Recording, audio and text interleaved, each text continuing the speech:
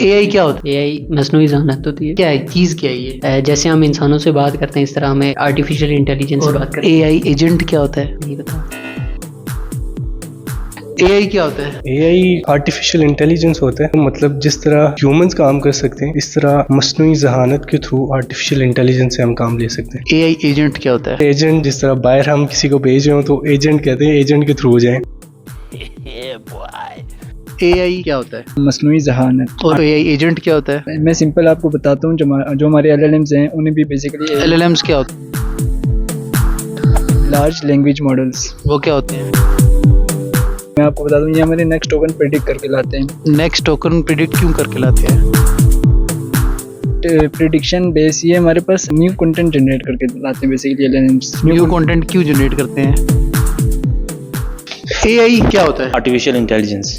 और AI agent क्या होता है? एजेंट का नहीं पता।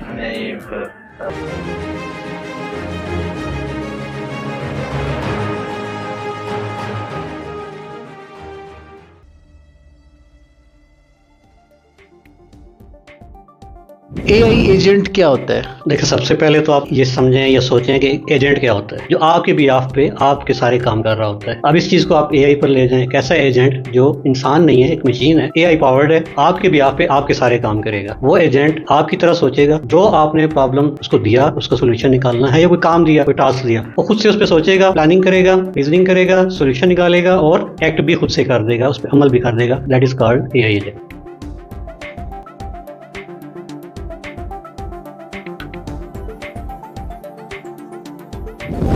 एआई एजेंट एक कॉमन मैन के इस्तेमाल में कैसे आ सकता है? हर तरफ कहने एआई है, चैट जीपीटी को एआई समझ रहे हैं, तो क्या एआई एजेंट भी ऐसी ही कोई चीज है? देखें, एआई एजेंट 2025 फरवरी से इस पे काम स्टार्ट हुआ। एजेंटिक एआई रियल वर्ल्ड में आना शुरू हो गया। कंसेप्ट पहले से था। आहिस्ता आहिस्ता आम आदमी की जिंदगी में एआई एजेंट्स आना शुरू हो जाएंगे। आपके काम, रोजमर्रा के काम वो एजेंट्स करना शुरू हो जाएंगे। कैसे? आप मिसाल ले लें, एजुकेशन सेक्टर में एक टीचर है, उस टीचर ने बहुत सारे रिपीटेटिव काम करने होते हैं पढ़ाने के अलावा। उसने जो एडमिनिस्ट्रेटिव काम करने होते हैं, लेसन प्लानिंग करनी है, उसने अपने पूरे साल की तैयारी करनी है, कोर्स की तैयारी करनी है, ये सारे काम उसके लिए एक एजेंट करेगा। एक डेवलपर हैं आप, एक प्रोग्राम मैनेजर हैं आप, प्रोजेक्ट डायरेक्टर हैं, तो आपके ये सारे काम जो है एक एजेंट आपके लिए बहुत अच्छे तरीके से करेगा।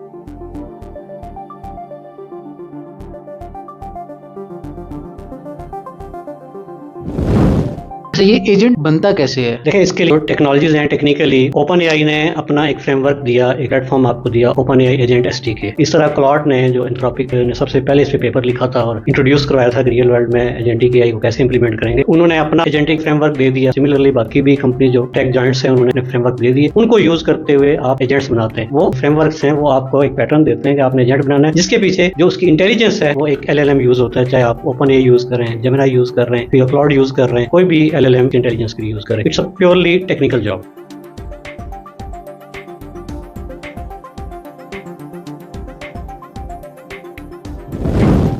अगर मैं कहूं कि drag and drop based frameworks हैं, या फिर ये कोई टेक्निकल बंदा प्रोग्राम करके ही एजेंट्स बनाता है, या फिर इन फ्रेमवर्क्स को यूज करके प्रोग्रामिंग आना बहुत जरूरी है? किसी हद तक ड्रैग एंड ड्रॉप भी अब चीजें आ रही हैं, फ्रेमवर्क्स बन रहे हैं कि आप एजेंट्स बना सकते हैं। लेकिन बहुत ज्यादा आप सोफिस्टिकेटेड चीजों की तरफ जाएंगे तो आपको पता है कि फिर आपको उतना ही लेवल पे डीप डाउन फ्रेमवर्क्स को सीखना पड़ता है। लेकिन ड्रैग एंड ड्रॉप भी टेक्नोलॉजी आ चुकी हैं और आप एजेंट्स बनाते हैं।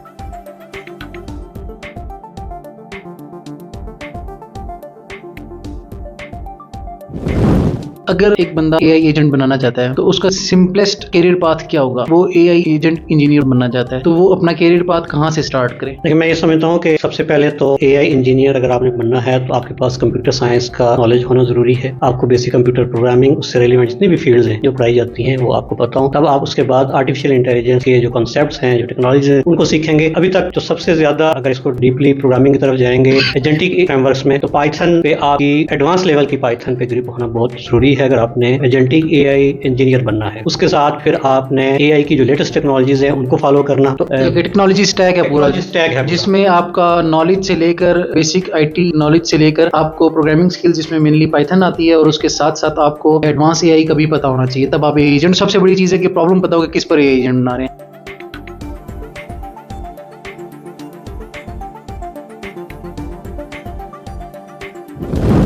अगर मैं कहूँ कि एक प्रोग्रामर है या एक टेक्निकल पर्सन है जो ऑलरेडी छोटी मोटी प्रोग्रामिंग, डिजाइनिंग या इस तरह की चीजों को जानता है, वो AI एजेंट बनाना चाहता है या AI एजेंटिंग मास्टर बनना चाहता है, वो कहाँ से स्टार्ट करे? वो किसी भी एक फ्रेमवर्क को लेकर, नाम ले लें कोई 2-3। Open agent SDK, cloud agents SDK, कोई भी एक फ्रेमवर्क लेकर उस पर काम सब ओपन सोर्स अवेलेबल है, फ्रीली अवेलेबल? फ्रीली अवेलेबल है, ओपन सोर्स अवेलेबल है, उन पे आप काम कर सकते हैं।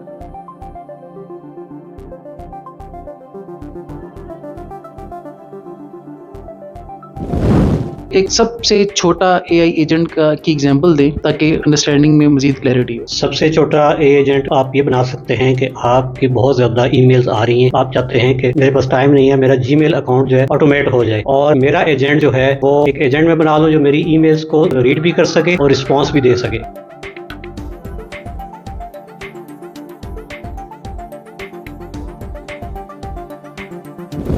बहुत ज्यादा लोग जो हैं AI को ऑटोमेशन के साथ मिक्सअप कर रहे हैं। ये क्लैरिटी लेना बड़ा जरूरी है कि ऑटोमेशन और AI एजेंट्स में थोड़ा सा फर्क है। ऑटोमेशन ये है कि आपने प्रोसेसेस को ऑटोमेट कर देना है, ऑटो पे काम आपके चल रहे हो, उसमें इंटेलिजेंस नहीं होती। फॉर एग्जांपल मैं ये कहता हूँ कि मेरे ईमेल जितनी भी आती हैं वो ईमेल सारी की सारी ऑटोमेटिकली उनका रिप्लाई भी चला जाए। फर्क बताता हूँ कि ऑटोमेशन में और AI एजेंट में क्या फर्क है। ऑटोमेशन ये होगी, और ये पहले भी हो रही थी कंपनीज में कमर्शियली। ईमेल आई, आप ये चाहते हैं कि मेरी डेली की कस्टमर्स की 1000 ईमेल्स आती हैं, उनको मैंने रिप्लाई करना है। आप स्टैंडर्ड बना लेते हैं कि इस तरह की ईमेल होगी तो इस तरह का रिप्लाई जाना चाहिए। 2 3 4 6 आपने टेम्पलेट्स आपने सेट कर लिए। आपने कोई भी सिस्टम लगाया, कोई स्क्रिप्ट लगाया, कोई भी प्रोग्रामिंग फ्रेमवर्क यूज किया, कुछ भी यूज किया और उसको डिप्लॉय कर दिया। अब वो सिस्टम आपका ऑटोमेट हो गया। एजेंट्स का क्या काम है? उसके पास इंटेलिजेंस होती है, वो आपकी तरह इंटेलिजेंट है, सोचता है, उस तरह रिस्पॉन्स दे सकता है। वो ईमेल को रीड करके अकॉर्डिंग टू ईमेल अपना रिस्पॉन्स रियल टाइम में दे सकता है। ऑटोमेशन में ये नहीं है। ऑटोमेशन में आपने प्री डिफाइंड टेम्पलेट्स देने होते हैं, जबकि AI आपको रियल टाइम में रिस्पॉन्स करने की कैपेबिलिटी दे। वो रिस्पॉन्स जनरेट करेगा अकॉर्डिंग टू क्यूरी और अकॉर्डिंग टू यूजर, और उसके सारे सिनेरियोज को कंसीडर करके डायनामिकली रिस्पॉन्स जनरेट करेगा। और ऑटोमेशन में हम स्टैटिकली टेम्पलेट बेस्ड रिस्पॉन्स को फॉरवर्ड करेंगे यूजर्स को।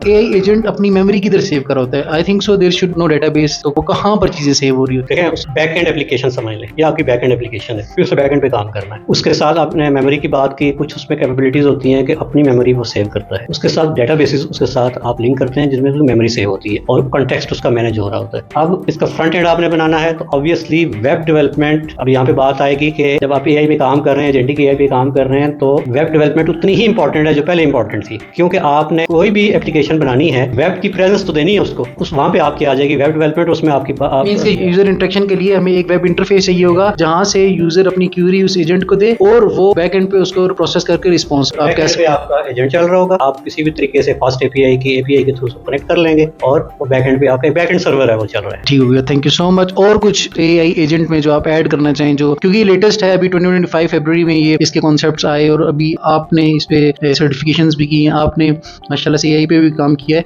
तो आप इसमें कुछ समझते हो जो ऐड ऑन करना चाहें जो बहुत जरूरी हो? देखिए, ये जो कंसेप्ट था वो अब रियलिटी बन चुका है। AI एजेंट्स पे बहुत ज्यादा काम हो रहा है। 2025 में काम हुआ, 2026 जो है वो प्रैक्टिकली एरा ही एजेंटिक का है। लेकिन एक चीज मैं क्लियर करूं कि पहले मैंने बात की कि तो ये समझता है कि मैंने कंप्यूटर का नॉलेज नहीं लेना या उस फील्ड में नहीं सीखना और डायरेक्टली मैं AI एजेंटिंग कर दूंगा, तो ऐसा नहीं हो सकता। इसमें आपको प्रोग्रामिंग, आपको लॉजिक को सीखना होगा, इसी तरह आपने फ्रेमवर्क्स को सीखना होगा। जैसे मैंने बात की कि आपको अगर वेब डेवलपमेंट का नहीं पता, वहां पे जब आप आएंगे तो ज्यादा आपको वास्ता पड़ेगा जावास्क्रिप्ट के साथ, जावास्क्रिप्ट के फिर फ्रेमवर्क्स के साथ सबसे ज्यादा काम उसमें हो रहा है। तो ये एक फुल स्टैक है। इसलिए जब आप इस फील्ड में हो तो ये सारी चीजें सोच के आए। जो लोग ऑलरेडी काम कर रहे हैं वो थोड़ा सा इसकी तरफ स्विच करें, और ज्यादा आपने डीप डाइव जाना है तो पाइथन, एडवांस लेवल की पाइथन में, क्योंकि ओपन एजेंट SDK खुद जो बना हुआ है वो सारा पाइथन में बना हुआ है, उसके लिए जरूरी है कि एडवांस लेवल की पाइथन पे आप काम करें। अब एजेंट की एग्जांपल जो है आपके पास स्पेशली डेवलपर्स के लिए वो आ चुकी है। आप कोड एजेंट्स जो हैं वो प्रैक्टिकली आप लोग यूज कर रहे हैं। कोपायलट आपके पास है, आपके पास क्लाउड कोड है, आपके पास जो फुल एजेंट है वो क्लाउड कोड है, जेमिनाई है, इस तरह चाइनीज जो मॉडल है क्यूइन बहुत पावरफुल है। तो अब उसमें थोड़ा सा मैं आपको फर्क बता दूं कि जो जनरल एजेंट है, कोड एजेंट जैसे क्लाउड कोड है, वो इतना पावरफुल है कि आप उसको CLI में इंस्टॉल करते हैं। जेमिनाई है या क्लाउड कोड है, ये आपके CLI में टेक्निकल लोगों को पता है कि जब आप कुछ CLI में इंस्टॉल करते हैं, CLI लेवल पे चली जाती है, तो आपके ऑपरेटिंग सिस्टम पे कंप्लीट कंट्रोल ले लेता है। कर्सर या आपका को पायलट जो है वो आपके असिस्टेंट हैं VS कोड में या IDE में जो भी आप यहाँ पे भी आप डेवलपमेंट कर रहे हैं, वो क्या करते हैं, वो आपको स्क्रिप्ट लिखने में हेल्प करते हैं। लेकिन ये जो एजेंट हैं, जो फुल एजेंट हैं, जिनको कोडिंग एजेंट कहते हैं, ये आपको कंट्रोल ले लेते हैं पूरे सिस्टम का। जिस डायरेक्टरी में आप काम कर रहे हैं वहाँ पे फाइल्स बनानी है, इवन के वो इंस्टॉलेशन भी खुद करते हैं, वो आपका डिप्लॉयमेंट भी खुद करते हैं। वो एक कंप्लीट कोड एजेंट की एग्जांपल। मेरे पास भी इश्यूज आते हैं कर्सर पे काम करते हुए, जब उसने कोई कमांड रन करनी हो तो वो फिर मेरे से दोबारा परमिशन लेता है जब तक वो कोड रोक देता है, और मैं सोच रहा हूँ कि वो कोई थिंकिंग में पड़ा हुआ है, तो वो एक्चुअली मेरी कमांड का वेट कर रहा होता है कि I want to run this command, run और stop this. Thank you so much Shakir भाई, बहुत बहुत शुक्रिया।